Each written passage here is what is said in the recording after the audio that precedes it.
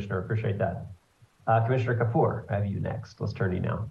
Hi, thank you, Chairperson Allen, Councilmember Parker. Thank you for the opportunity to testify today. My name is Vijay Kapoor. I'm the Advisory Neighborhood Commissioner representing Single Member District 5C07, which covers Northern Langdon. I do want to warn folks before I proceed that my testimony will, out of what I consider to be necessity, contain descriptions of traffic violence. 24 days ago, on Friday, February 3rd, at 11:40 p.m., a driver was stopped at 20th Street Northeast at a red light adjacent to Langdon Elementary School. And I know a lot about what happens next, thanks to detailed footage from a neighbor's security camera. They waited at the red light as cross traffic cleared the intersection before proceeding slowly through the red and then accelerating. They accelerated past a 15-mile-per-hour speed limit sign, past both sides of Langdon Park, which is bisected by 20th Street Northeast, past the Chuck Brown Memorial, the playground, the Langdon Rec Center.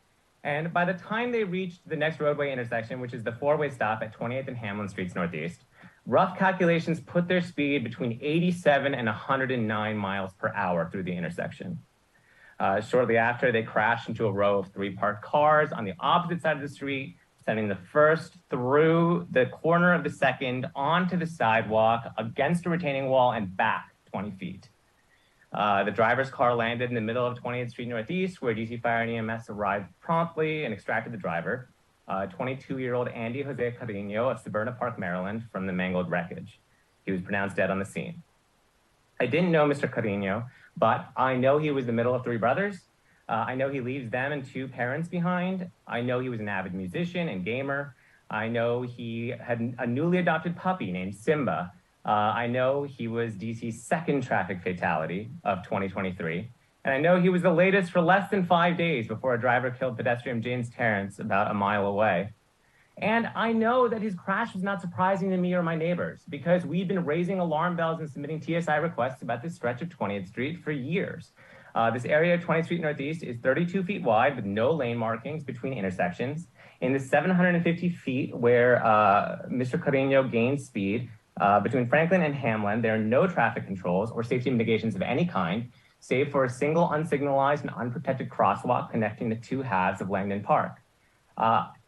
But most of those technical distinctions don't matter to my neighbors because we see driver behavior through this stretch of roadway every day.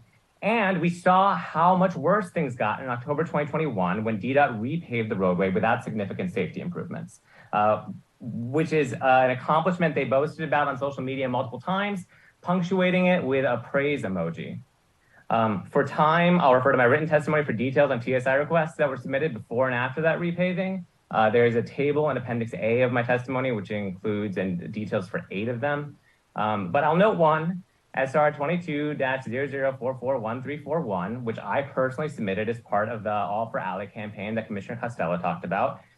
This request was closed and converted to a pooled TSI 2.0 input on January 6th, like so many others were. DDOT has stated that this new process is necessary to conserve resources, but it's unclear to me what is actually being conserved. I feel like it isn't the safety of my community. I know it isn't the asphalt or the labor that went into repaving 20th Street a year ago. I don't think it's a complicated work to design a priority scoring algorithm, which DDOT found the resources for. And above all, I'm sure that it won't be Andy Carino's life. I know there are good folks at DDOT that recognize the urgency of this problem. I just really hope they can come together and find a better calculus for what needs to be conserved.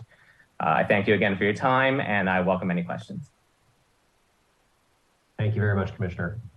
Next, let me turn to ANC Commissioner Amber Gove.